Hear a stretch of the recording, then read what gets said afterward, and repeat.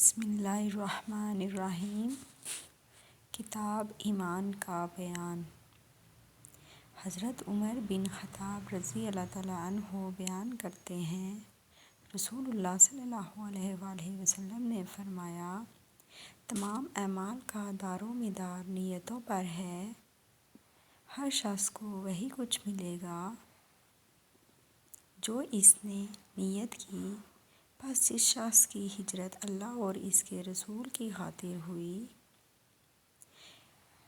تو اس کی ہجرت اللہ اور اس کے رسول صلی اللہ علیہ وسلم کی خاطر، اور جس کی ہجرت حصول دنیا یا کسی عورت سے شادی کرنے کی خاطر ہوئی تو اس کی ہجرت اس کی خاطر ہے جس کی خاطر اس نے ہجرت کی۔